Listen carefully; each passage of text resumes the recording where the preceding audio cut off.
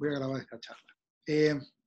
Ok, sos experto, sos conferencista y has viajado por toda Latinoamérica formando entrenadores, hablando sobre grupos pequeños, evangelismo, discipulado, algo que no ha sido la punta de lanza de muchas iglesias. Pero antes de empezar a hablar sobre el presente, me encantaría escuchar unos minutos que nos cuentes, más allá de lo que leemos en Hechos 2, cómo funcionaba la iglesia primitiva. ¿Cuáles eran las características de la iglesia primitiva? ¿En qué se basaba el éxito de la iglesia primitiva, donde crecían salvajemente y no había edificios ni había iglesias o templos? ¿Cómo funcionaba? Bueno, buenas noches a todos. Qué bueno que están aquí y espero no defraudarlos con la expectativa que puedan tener para los próximos minutos. Bueno, la iglesia primitiva tiene unas características interesantes y como en todo estudio de la palabra no podemos dejar por fuera el contexto histórico de cómo nace la iglesia cristiana. Como tú decías, Esteban, amén de lo que aparece en el libro de los Hechos. Y lo primero que encontramos en la Biblia y en la historia es a un grupo de judíos primero y luego gentiles juntos que convergen en creer en Jesucristo como el Mesías. Los judíos, aparentemente, los judíos convertidos solamente pensaban que eran judíos buenos que habían identificado al Mesías, pero seguían siendo judíos, por eso seguían visitando el templo cuando podían y por eso seguían reuniéndose en las sinagogas. Las sinagogas para mí son una imagen de lo que sería la iglesia cristiana después, porque las sinagogas funcionaban alrededor de la religión judía, pero funcionaban como lugares, como casas de estudio, casas de adoración, y de hecho en alguna literatura encontramos a las sinagogas mencionadas como casa de adoración, y el mismo nombre sinagoga viene de dos palabras griegas, sun y ago, y quiere decir como ir juntos, reunirse, y era utilizado no solamente para personas, sino tú podías tener una sinagoga de vegetales, un montón de vegetales juntos, una sinagoga de animales, y luego es cuando adquiere esa fisonomía de un edificio donde se reúne gente. Y las sinagogas no eran solamente un sitio de enseñanza, sino que eran un sitio donde la gente iba para estudiar la Biblia, para recibir instrucciones, para adorar al Señor. Y adicionalmente tenía un área donde era mostrado el amor a través de comida, agua, espacio para los extranjeros. Y por eso muchos de los milagros de Jesús se dan allí en el ambiente de la sinagoga porque la gente iba allí, los necesitados iban allí. Así que cuando pensamos en la primera iglesia, en la iglesia primitiva, pensamos en gente que tiene esa idea de un sitio a donde ir para recibir instrucción, para alabar al Señor y para hacer el bien. Recuerden ustedes que todos los judíos no estaban cerca del templo, solamente aquellos que vivían en Jerusalén. Pero aún en Jerusalén había más de 300 sinagogas registradas, aún en Jerusalén, que tenían actividades 3 veces al día. Y los judíos que no vivían en Jerusalén, pues venían al templo y esperaban por lo menos ir 3 veces al año. Pero el evento central de la vida religiosa giraba en torno a las sinagogas a partir del siglo I antes de Cristo. Así que cuando pensamos en eso, en la sinagoga, pensamos en judíos cristianos convertidos que tienen la misma idea y por eso el reunirse en las casas no era algo extraño. Cuando pensamos en los gentiles que se unen a esa dinámica, pensemos también otra vez el contexto histórico en que el Imperio Romano estaba generando ciudades, les interesaba crear ciudades. Así es que los gentiles que habían conocido a Cristo, que vivían en ciudades y no en un ambiente de agricultura como el pueblo de Israel en sus inicios, estaban acostumbrados a esas reuniones en casa y las relaciones que se hacían entre la gente que ellos conocían y su propia familia. Por eso la iglesia se genera en casas, porque es el lugar donde donde hay las conexiones de gente que pueden ser alcanzadas por el testimonio de aquellos. Me extendí un poco, pero eso es más o menos la idea de cómo funcionaba la iglesia primitiva en sus inicios. ¿Cómo era, qué es lo que sucedía en una casa?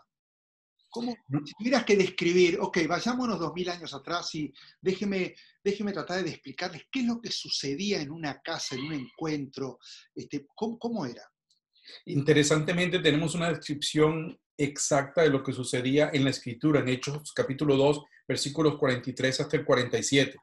Dice que hacían varias cosas, por ejemplo, recibían instrucción, la instrucción de los apóstoles, aprendían a dar y a recibir, tenían bautismos, tenían líderes, había, ¿qué otra cosa tenían? Hacían discípulos, por supuesto, bautizaban. Entonces, hay una descripción detallada ahí en Hechos capítulo 2 que nos muestra exactamente cómo funcionaban las cosas en las casas. Pero no olvidemos que junto con las casas también iban al templo, por lo menos los que estaban en Jerusalén. Pero de manera general, esto es lo que pasaba en una reunión en casa. Había instrucción, había enseñanza, había adoración, había la comunión, el partimiento del pan, había el compartir el evangelio y eventos como el bautismo y la cena del Señor formaban parte de las actividades que tenían en las casas, en las iglesias, en casas. Ahora, corregime en esto, un poco el evento de la sinagoga era algo esporádico y lo que sucedía en las casas era algo diario. Quiere decir que era evento contra movimiento. Mi pregunta es, ¿en qué momento lo que sucedía en las sinagogas hizo que pasase a ser lo principal y empieza a desaparecer todo lo que sucedía en las casas? Sí, bueno, exactamente en las sinagogas tenían 3 actividades diarias y se llevan a las casas esta idea, pero había algunas cosas interesantes y por eso yo veo la relación entre las sinagogas y las iglesias en casa de la iglesia primitiva, porque una diferencia que tenían, por ejemplo, es que no había un sacerdote.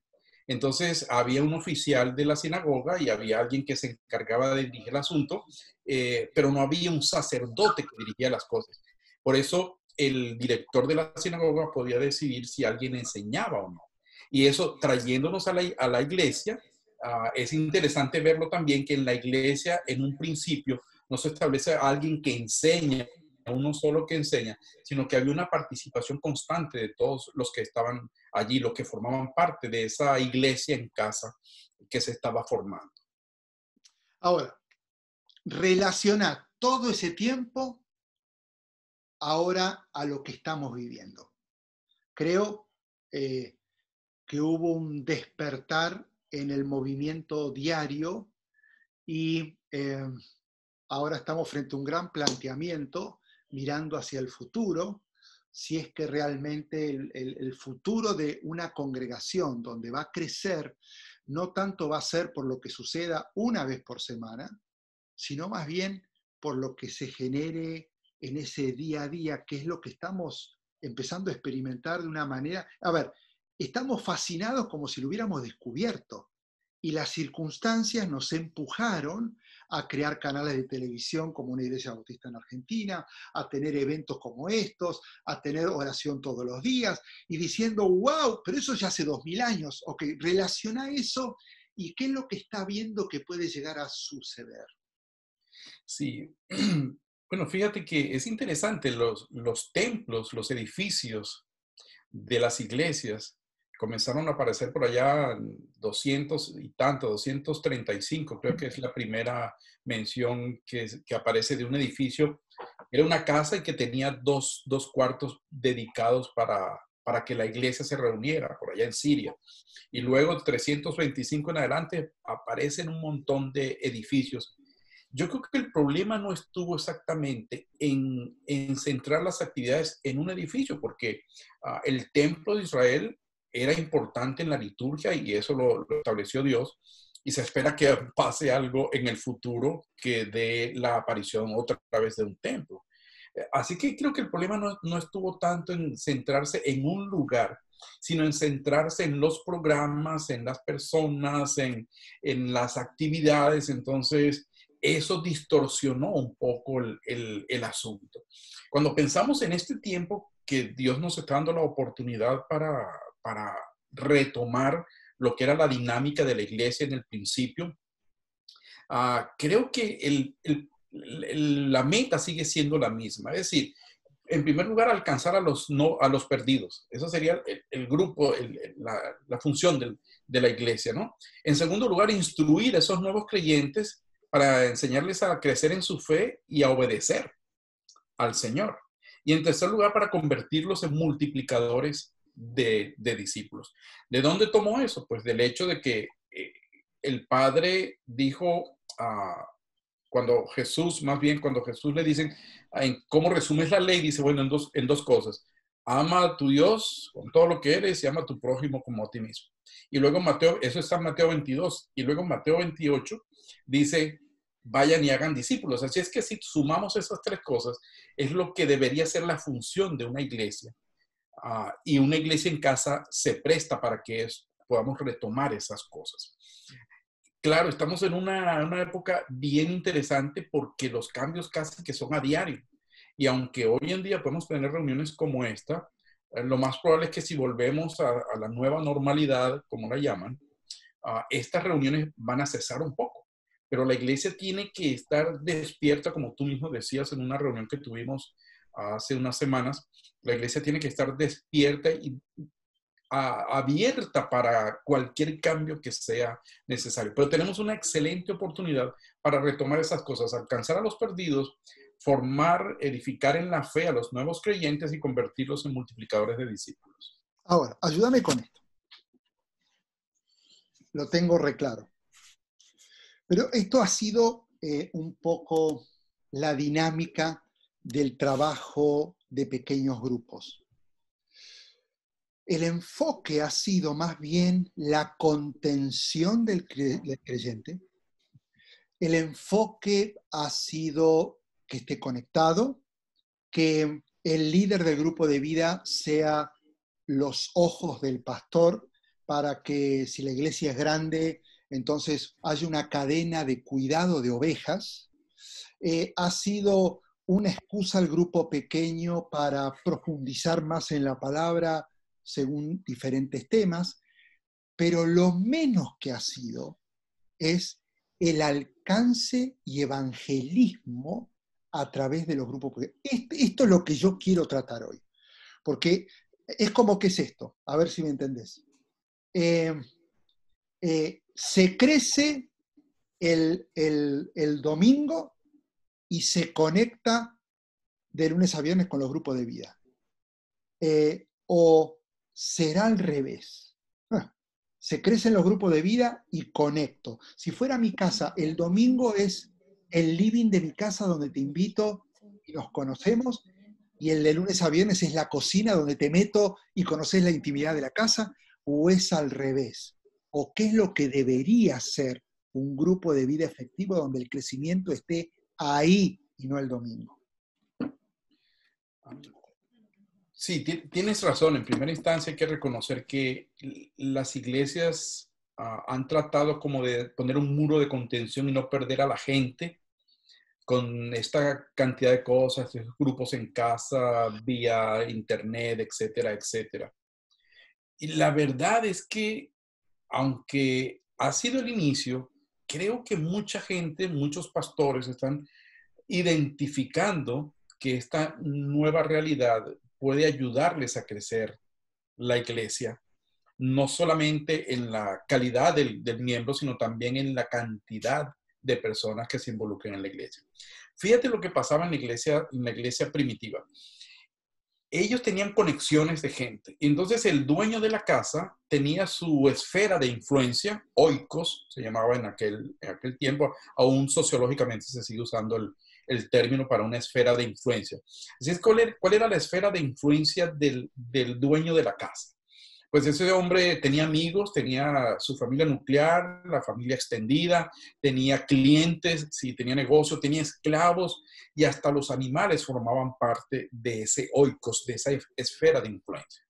Entonces lo que hacía este hombre era que una vez que se convertía, y es un caso como esto lo podemos ver con el carcelero de Filipo, este hombre se convierte, una vez que el hombre se convierte, el dueño de la casa se convierte, toda su red de conexión es influenciada por ese acto de conversión. Entonces él invita a la gente a su casa, trae a la gente a su casa y les comunica el evangelio allí en su casa. Por eso vemos, por ejemplo, cuando Pablo le escribe a Filemón, que le dice, salúdame a Aristarco, tú sabes, se dice a tu esposa, a tu hijo y a la iglesia que está en tu casa. Y eso lo vemos en Colosenses, lo vemos en Romanos, vemos cuando Pablo llegó a Filipos, que fue a la casa de Lidia, y ahí se quedó evangelizando. Es decir, la gente usaba, y Lidia era una mujer, dicho sea de paso, Lidia era una mujer importante porque era una comerciante. Entonces, esta era la estrategia, conectarse con la esfera de influencia. Hoy podemos hacer exactamente lo mismo para poder hacer crecer a la iglesia en número. Y es la oportunidad que tienen los pastores y los líderes.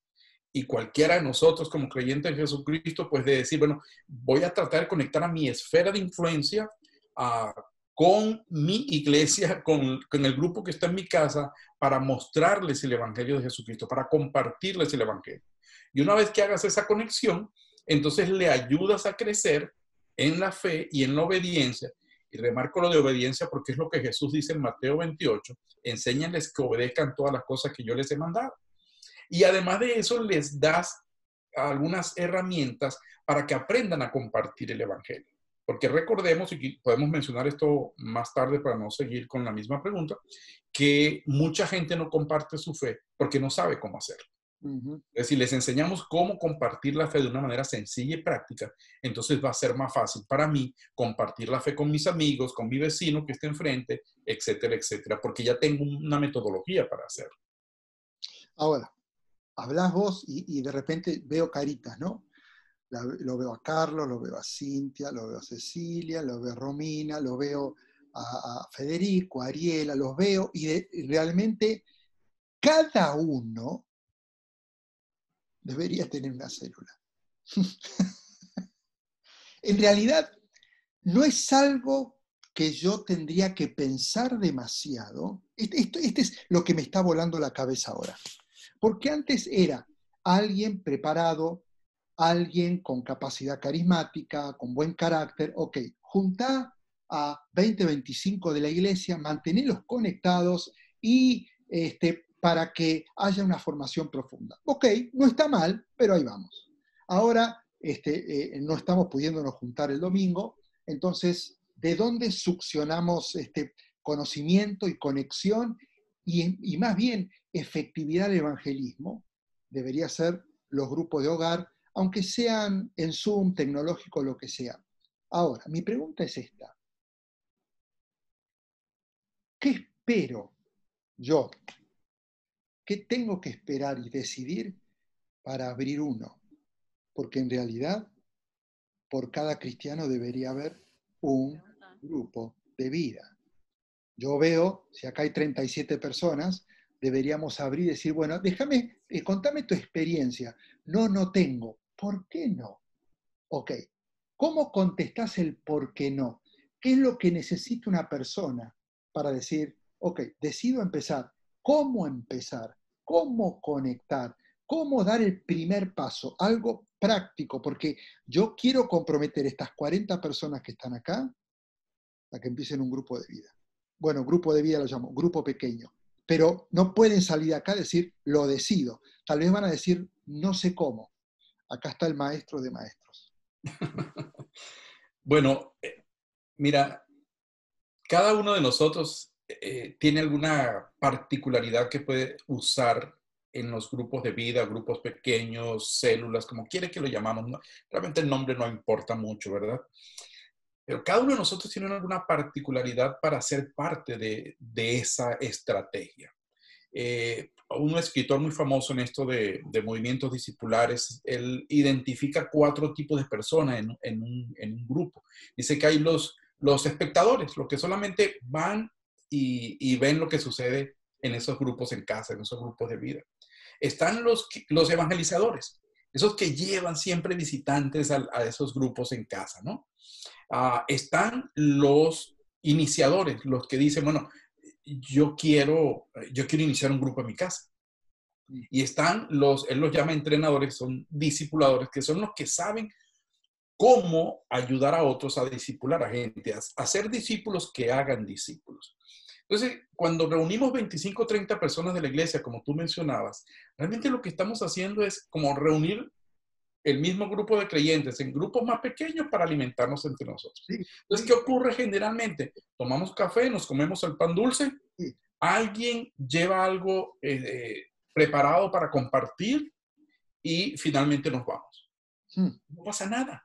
Describirte lo que es un grupo de vida, exactamente. Sí, y no pasa nada, porque eso, no quiero ser ofensivo con la expresión que voy a usar, pero es como jugar a la iglesia grande, entonces jugamos a la iglesia en pequeño, hacemos lo mismo en pequeño.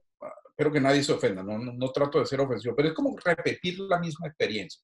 Tiene que ser algo distinto. Y cuando vamos a la historia, vamos a la escritura, encontramos que esta gente, Hechos capítulo 2, no hacía eso. Ellos estudiaban la palabra para ser instruidos, iban y compartían el evangelio porque se iban al templo a compartir el evangelio con la gente, bautizaban, discipulaban, daban, etcétera, etcétera, etcétera. Entonces, retomar eso sería la idea. Pero sigue la pregunta, ¿y cómo lo hago? Bueno, Lucas nos presenta un caso interesante cuando el Señor envió a los 70, le dijo, cuando consigan una casa de paz, ahí deténganse. Y hablando de una casa de paz, es como el lugar que recibe al que quiere iniciar algo de esto y está dispuesto a compartir la visión y a conectar a su esfera de influencia. Entonces, digamos que déjame coger un nombre ahí, que Cintia tiene unas conexiones, conoce gente, sus amigas, y ella de pronto le dice, oye, ¿qué tal si nos reunimos para empezar a estudiar la Biblia? De una manera sencilla. La gente está ahorita abierta para eso. Pero ella tiene sus conexiones, tiene buenas conexiones, pero no está totalmente abierta para compartir. Pero de pronto Margarito dice, pues yo te puedo ayudar. Yo te puedo ayudar y yo puedo ayudarte a desarrollar ese grupo para que después tú te quedes con ese grupo y yo pueda empezar otro. Es decir, la multiplicación es una de las cosas que queremos alcanzar con esto. Entonces, ¿cómo podemos empezar? Bueno, abre tu círculo, tu esfera de influencia, empieza a conectar gente y empieza a invitar a la gente para empezar a estudiar la Biblia juntos y ofrecer esa posibilidad de estudiar la Biblia de una manera sencilla, que más adelante les puedo mostrar un esquema de cómo hacer una reunión en casa que dure alrededor de 1 hora, usando este medio o de manera física.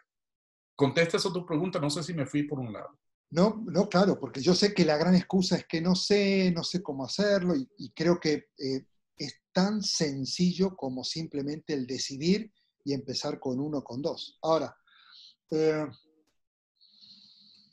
¿cómo se enseña?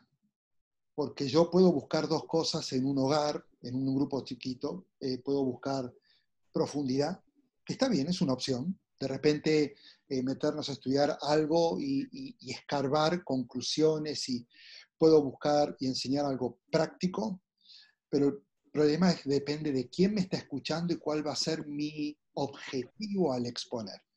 Quiero que seas práctico en decirnos cómo enseñar, cómo tener un modelo. Acá hay jóvenes, está Matías, llamado pastoral, está Romina, que tiene un llamado pastoral, está Cecilia y Álvaro, que van a abrir un grupo de vida, está Carlos, que nos conocemos ya por Zoom. Hay demasiados líderes acá que no creo que por una flojera, porque los conozco, digan no, sino simplemente porque a veces se necesita un empujón y decirle, sí podés, pero ¿cómo se hace? ¿Cómo nos ayudas con eso para tener la claridad de arrancar algo? Sí. La doctrina de la expiación en el Antiguo Testamento nos muestra la manera en que la sangre del Cordero era incorporada al sistema de perdón. ¿Alguien me está entendiendo? No. Esto es una complicación enorme. Pero a veces así hablamos y esperamos que la gente que llegue al grupo en casa nos entienda en un lenguaje cristianís, ¿verdad? Un lenguaje que solo hablamos nosotros, que nadie más entiende. Entonces, por eso es que a veces la gente no se convierte, porque que no nos entiende. Hablamos en un lenguaje muy enredado. Entonces, ¿cuáles cosas tenemos que hacer? Lo primero es sincerarnos con nosotros si realmente entendemos lo que estamos leyendo, como en el caso de Felipe y el etíope, ¿verdad? Entonces, lo primero es saber que tenemos que hacer sencillo el mensaje del Evangelio, que no por usar palabras complicadas la gente se va a quedar con la boca abierta y va a aceptar a Cristo. Necesitamos entender el mensaje del Evangelio. Entonces, lo primero es tener una metodología sencilla que nos ayude a compartir el Evangelio con la gente. Obviamente que hay dos historias que hay que contar, que es mi historia, cómo conocí a Cristo, y la historia de Jesús, cómo Jesús me salvó. Por ejemplo, hay una manera sencilla de mostrar el testimonio personal. Ojo, el testimonio personal es otra herramienta que puede ser peligrosa porque nos puede explotar a nosotros mismos en la cara. A veces no sabemos compartir nuestro testimonio y usamos 10 minutos para darle la gloria a Satanás en todo lo malo que hizo con nosotros y después 30 segundos decir, pero el Señor me salvó y eras una nueva criatura. La gente se asusta con esas cosas. Un testimonio sencillo hubo un tiempo en mi vida cuando yo me sentía que era terrible, que estaba distanciado de Dios, que no tenía propósito para la vida, pero conocí a Cristo, decidí seguirle, ahora Él me dio un propósito para la vida y sé por qué estoy aquí. Eso es un testimonio sencillo, que no se toma más de 30 segundos. Entonces, cuando empezamos a hacer esto, también con la escritura, a entender la Biblia de una manera sencilla, es más fácil. ¿Cómo hacemos esto? Yo uso un método de estudio de la Biblia que comparto cada viernes a las 8 de la noche. Tengo un estudio bíblico con la mayoría de las personas son nuevos creyentes. Y yo leo un texto histórico generalmente y le hago 4 preguntas al texto. 4 preguntas solamente. Primera pregunta, ¿qué dice ese texto acerca de Dios? Segundo, ¿qué dice acerca de la gente? Tercero, ¿ahí se menciona algún pecado que yo debo evitar? Cuarto, ahí se menciona alguna promesa, algún mandamiento que yo debo cumplir. Y con esas 4 preguntas, solamente yo estudio el pasaje de la Escritura. No, yo no estoy exponiendo solamente el pasaje. El 70% del contenido de ese estudio bíblico debe venir de la gente que me acompaña. Eso quiere decir que no necesito un maestro bien preparado que se vaya a estudiar teología y después venga 4 años después, cuando ya un vecino se murió, el otro se cambió de lugar de vecindario, etcétera, etcétera, ¿no? Pero yo puedo empezar a leer la escritura con mis compañeros, con mis amigos, haciéndole 4 preguntas sencillas al texto y que cada uno de ellos responda. Hace un rato mi hija me decía, hay una joven, más o menos nuevo creyente, que invitó a 3 o 4 de sus amigas y se están reuniendo y está usando esta metodología. 4 preguntas que le hacen al texto, estudian la Biblia juntos. Que van a haber cosas que no va a entender o no va a poder explicar, es cierto. Pero tenemos que confiar en que el Espíritu Santo todavía está actuando hoy como actuaba en el Nuevo Testamento, en el tiempo del Nuevo Testamento, para darnos palabras, para darnos enseñanza y para decirnos qué debemos decir.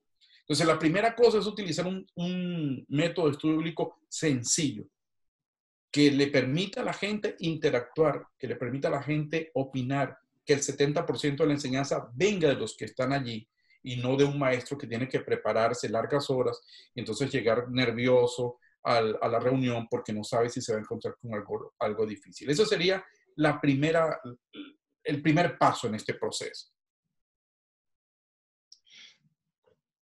Te escuchaba y se me viene esta pregunta. Escuchando que es una herramienta tan efectiva,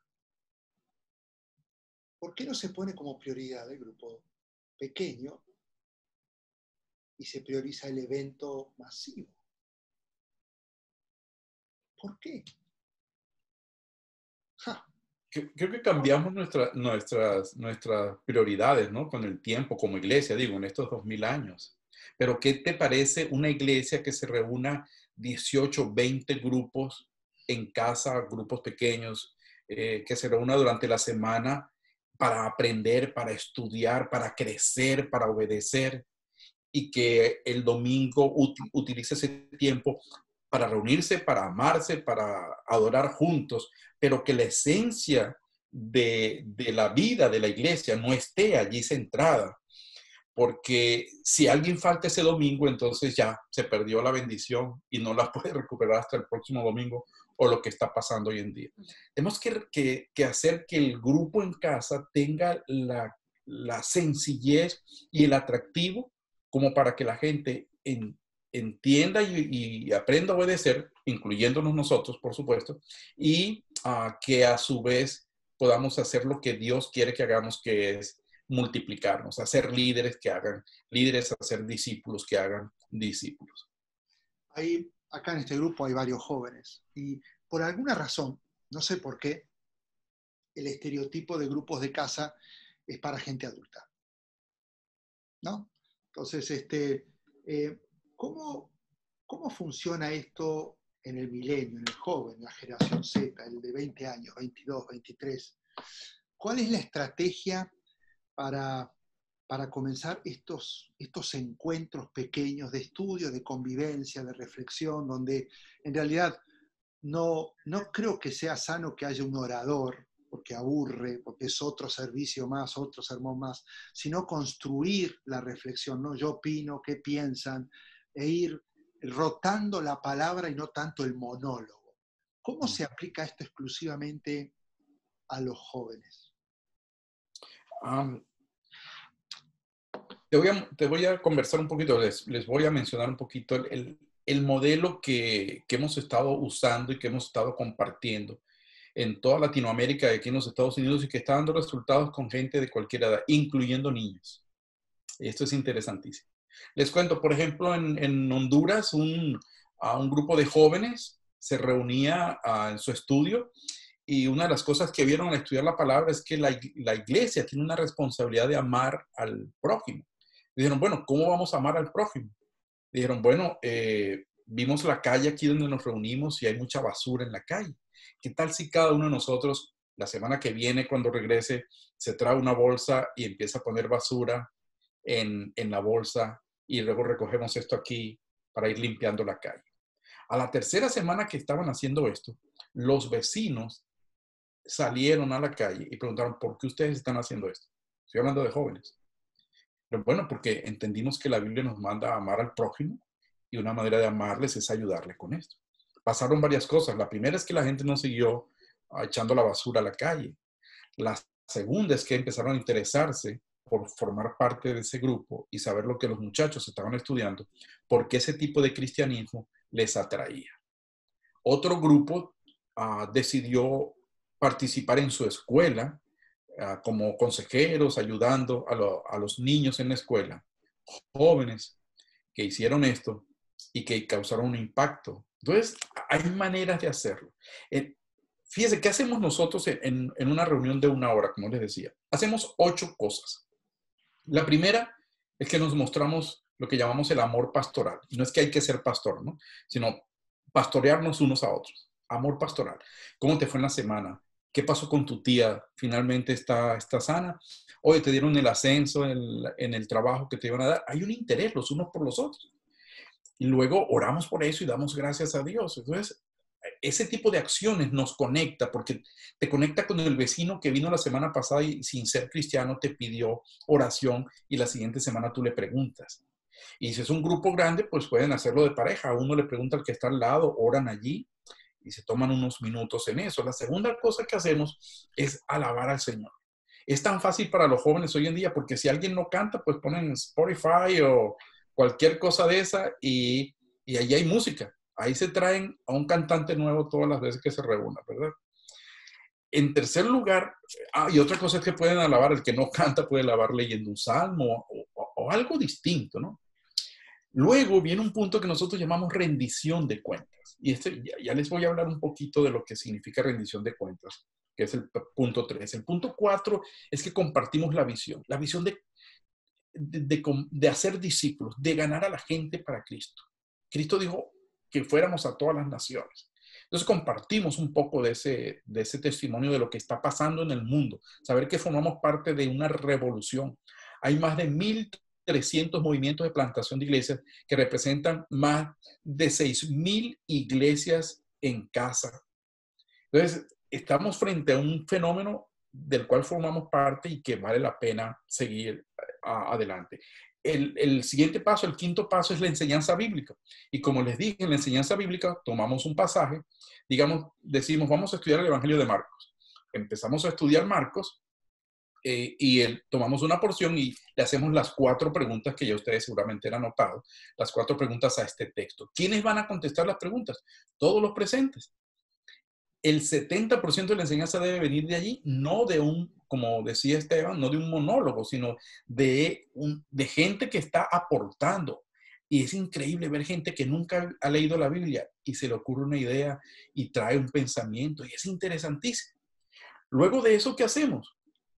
Y esto es muy importante, establecemos metas personales basados en lo que acabamos de leer. Esto es el punto crítico de esta reunión. ¿Por qué es el punto crítico? Porque la siguiente semana que vengamos, recuerda que les mencioné rendición de cuentas en amor, la siguiente semana cuando vengamos vamos a preguntar, oye, ¿cómo te fue? Si hablamos del perdón, por ejemplo, y yo digo, bueno, tengo que ponerme de acuerdo con mi tía Juana porque estamos molestos y ahora entiendo que el Señor dice que debemos perdonarnos, así que esta semana voy a hablar con mi tía Juana. Y Cecilia dice, bueno, yo tengo que ponerme de acuerdo con mi amiga Antonia, ella me ofendió, pero yo entiendo que yo soy la cristiana, yo debo hacer algo. Y Carlos dice algo, cada quien pone sus metas personales. Cuando venimos la siguiente semana, vamos a contar cómo nos fue. Entonces de pronto Cecilia dice, hablé con mi amiga y me fue bien y nos tomamos un mate juntos porque es argentina como Esteban. Y Carlos dice, a mí también me fue bien con esto. Y de pronto digo, ¿sabes qué? Yo no me atreví. No tuve el valor para hablar con mi tía Juan. Déjame orar por ti, dice Ricardo, déjame orar por ti para que el Señor te dé la oportunidad esta semana. Entonces es algo vivencial. No es simplemente leer la Biblia y aprender lo que dice acerca del perdón cuando no pones en práctica el perdón. Es ponerlo en práctica. El grupo pequeño debe ser ese semillero donde se ponen en práctica las instrucciones del Señor. Y luego compartimos un poco cómo compartir el Evangelio, perdonen la redundancia, cómo compartir el Evangelio con los que no conocen a Cristo y finalmente oramos y nos comisionamos los unos a los otros para que esa semana sea una semana donde podamos cumplir nuestro propósito, nuestra meta establecida. Entonces, ese es el esquema que usábamos. Eso en una hora llenas el esquema, no importa si lo haces por internet, por Zoom, en persona. Aquí está Ricardo, que es parte del grupo que tenemos los viernes, y es lo que hacemos. Nos acercamos a la escritura, vemos lo que hay y después cada uno de nosotros establece su meta personal de cómo Dios le ha hablado con este pasaje de la escritura. Uy, me extendí un montón, perdón, Esteban. No, para nada. Imagínate, tenés a todos los pastores soñados delante tuyo y te dicen, Emery, decinos qué hacer, está en tus manos la estrategia que vos crees para el futuro. Argentina siguen encerrados en las casas, tiempo indefinido, muchos países están iguales, acá en Estados Unidos otra vez vuelta, porque hay una realidad, casi todos estamos iguales. Tenemos que definir una estrategia. Vos que te enfocaste en esto, ¿qué harías? Varias cosas. La primera, pues, revisaría mi entorno. ¿Qué vecinos tengo que yo pueda traer con esto? Porque probablemente digo, bueno, mi familia, ya mi suegra ni me quiere ver, porque tanto que le hablo. Entonces ya esa no es parte de mi esfera de influencia. Pero tengo vecinos. Hay una aplicación, una página web o algo, se llama, deja ver, me olvidó el nombre justo en este momento, se llama Bless Every Home Website. Bendice cada hogar. Bless Every Home Website.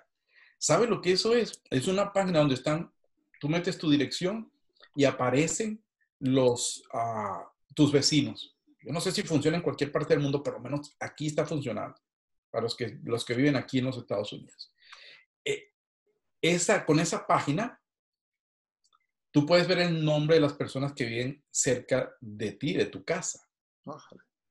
Es increíble. Entonces tú puedes, por ejemplo, escribir una carta y dejarla en la puerta de su casa y decir, yo me llamo tal, soy cristiano y estoy orando por mis vecinos. Este es mi correo electrónico. Si quieres compartir un motivo de oración, escríbeme y yo voy a orar por eso. Es el primer paso. ¿Funciona? Claro que funciona. Yo camino aquí en mi vecindario y cuando me encuentro a alguien le digo, oye, ¿sabes qué? Yo estoy caminando, pero estoy orando por mis vecinos. ¿Hay algo por lo cual puedo orar por ti? Y de todo este tiempo de pandemia que he estado haciendo esto, solamente una persona, una pareja, me dijo que no estaba interesado en orar. Solamente uno. Entonces, esto funciona. Eso puede ser el inicio de la estrategia, ¿verdad? Porque no podemos ir a otras partes. Cuando ya tienes conectada esa gente, que alguien te contesta, entonces tú puedes decir, ¿sabe qué? Tengo un estudio bíblico online para gente que nunca ha leído la Biblia y quiero invitarte. Este es el link y nos reunimos a esta hora. ¿Qué resulta? Sí, resulta. Tuvimos los viernes una chica que fue a buscar comida al banco de comida de nuestra iglesia. Alguien le habló de esto, le dio el ID y se conectó un par de veces con nosotros hasta que encontró trabajo y tuvo que moverse para escuchar acerca de la Biblia. Primera vez en su vida. Entonces, hay distintas maneras de cómo acercarse a esto y estas son un par de ejemplos pues, de lo que yo haría. ¿Sí? Bueno, conéctate con tus vecinos, invítalos a orar y luego invítalos a reunirse para empezar a leer la Biblia. Para mí el secreto es empezar a leer la Biblia, es la palabra de Dios, ella es la que le va a hablar a las personas, al corazón y que va a hacer el milagro de la conversión. Me llama la atención porque evidentemente ahora Romina voy con vos, que tiene una pregunta. Tiene que haber algo de atrevimiento. Y creo que no hay que pensar mucho, ¿no? Porque a veces pensamos tanto y no, ¿qué va a pensar? Y si me dice que no, ¿y cómo le digo? Y creo que llegó el tiempo de ser impulsivos y lanzarse. Y no pienses. Y dejar que el Espíritu Santo nos sorprenda, porque en realidad Él es el que hace todo y nosotros nada, ¿no? Entonces, yo lo que estoy viendo es que tiene que haber atrevimiento. Tal vez la efectividad va a venir por decir, lo voy a hacer, punto. No, no importa, lo voy a empezar a hacer. Es una decisión. Romina. Sí, ¿ahora se me escucha? Perfectísimo. Dale, Romina. Excelente, qué bueno. Buenas noches para todos los que están escuchando.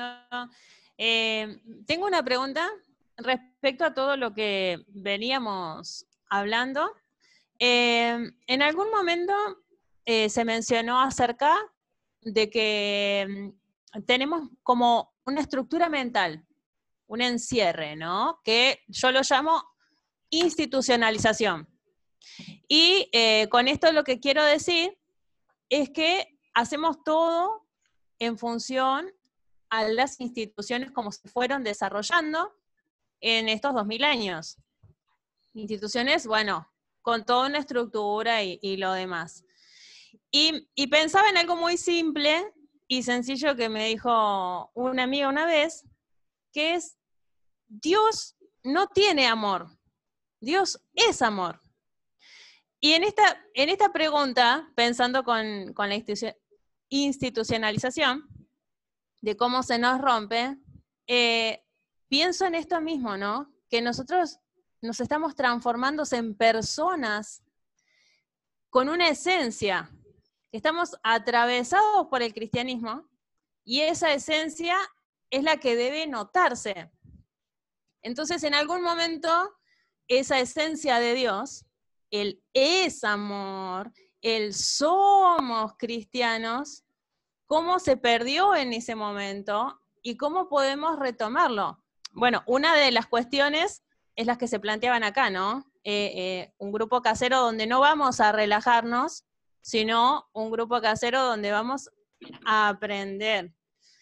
¿Cómo retomamos esa esencia? ¿Cómo hacemos para romper con esas cosas que quitaron la esencia? Para que no sea algo práctico que tenemos que hacer, sino que sea una esencia nuestro, que sea parte nuestra el cristianismo y que la gente lo viva así.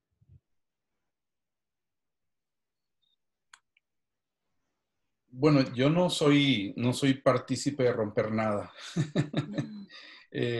Una de las cosas que me ha gustado es ver cómo cuando me acerco a pastores tradicionales, quizás por pues, el color del cabello y el púlpito ya personal que llevo aquí en mi abdomen, pues la gente como que se atreve a escuchar un poco, ¿no? Y cuando le muestras al pastor que no estás tratando de romper ninguna estructura, sino más bien de volver a lo que la escritura dice, que puede hacerlo dentro de su entorno, entonces creo que es más fácil.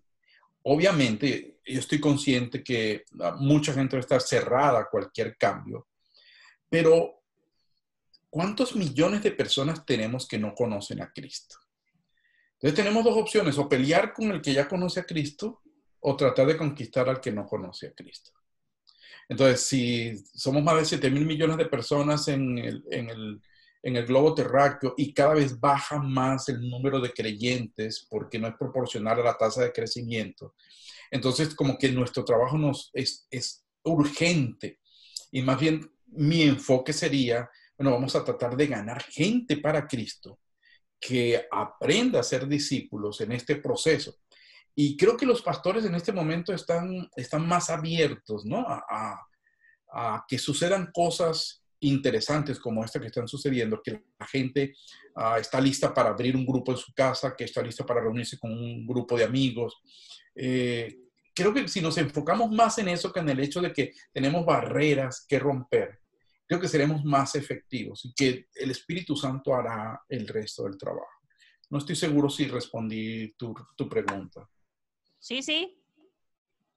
Eh, Excelente. ¿Cómo hacer, Emery? Ya con esto vamos terminando. Estamos más preocupados en el encuentro y volvernos a ver, y se nos pasan las semanas, y en la semana tenemos la gran oportunidad de marcar la diferencia. ¿Cómo hacemos como iglesia para marcar la diferencia y no estar preocupados cuando volvemos a estar juntos, sino a ser muy efectivos? ¿Cómo hacemos para ser efectivos hoy, martes, miércoles, jueves? Ok, ya vendrá un día que vendremos todo de nuevo, 25%, ya está, ya va a venir. Pero mientras tanto, ¿qué hacer?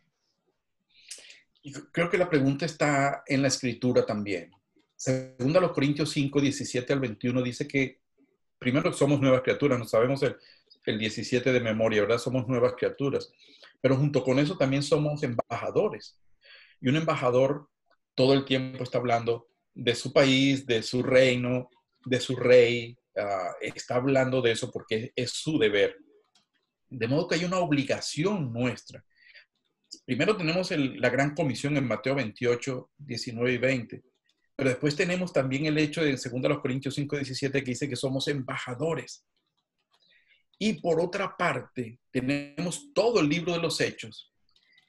El Señor le dijo a los discípulos, esperen aquí y luego de esto ustedes me van a ser testigos. Y si ustedes revisan el libro de los Hechos esta noche, antes de dormir, ustedes dicen, no me acuesto a dormir sin revisar todo el libro de los Hechos. Si usted revisa el libro de los Hechos, se va a dar cuenta cuántas veces aparece la palabra o la frase y somos testigos, y somos testigos. Entonces nosotros somos los verdaderos testigos de Dios. Usted y yo somos los verdaderos testigos. Un testigo que vio algo, que presenció algo, va a compartirlo. Si es parte de nuestra identidad como nuevas criaturas, si yo soy un embajador que está llamado a ser testigo y lo que está en el corazón de Dios es que toda la gente se convierta, eso debería ser suficiente para utilizar el tiempo de la semana para compartir mi fe con otros. Si es muy difícil hacerlo, pues piense, voy a darles una idea, piense en 3 personas con las cuales usted estaría dispuesto a reunirse, que usted no se sienta amenazado porque es tímido o lo que sea. 3 personas con las cuales usted pudiera reunirse para tener un estudio bíblico solamente revisando esas 4 preguntas que ya le mencioné. Y listo. Oren, pídale que usted va a orar por ellos, que no importa si no son creyentes. Hay algunas ayudas en mi página, hay algunos videos que usted puede ver de cómo estudiar la Biblia con gente que no conoce a Cristo. Pero empiece con 3. Empiece con 3 que sean de su confianza y prepárese para ver lo que Dios puede hacer con esos 3, porque esos 3 probablemente van a invitar a otros. Claro. El Julio, que está ahí, Julio Torres, el otro día, nuestros grupos de vida normalmente siempre estuvieron enfocados a conectar a la gente, que está bien, pero ahora empezaron a tener un giro, porque al no estar el domingo, el centro, el corazón de la iglesia pasó a ser las casas. Y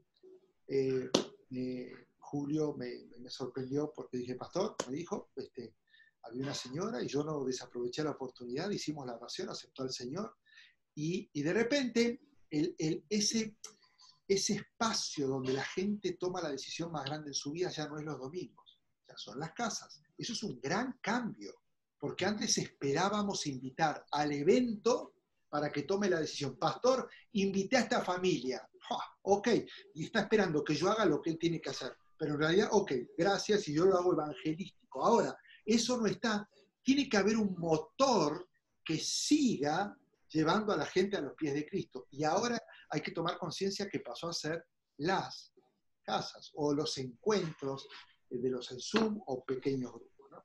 Entonces, creo que esto es vital para el futuro de la iglesia y a partir de ahí ver qué estrategias hay que cambiar y dónde hay más efectividad, no estar aferrado a lo que fue, sino emocionarse por lo que puede venir. Hay una pregunta que viene de un oyente de la radio, Libertad, que quiero honrarlo y agradecerle porque también surge preguntas de allá, de lejos.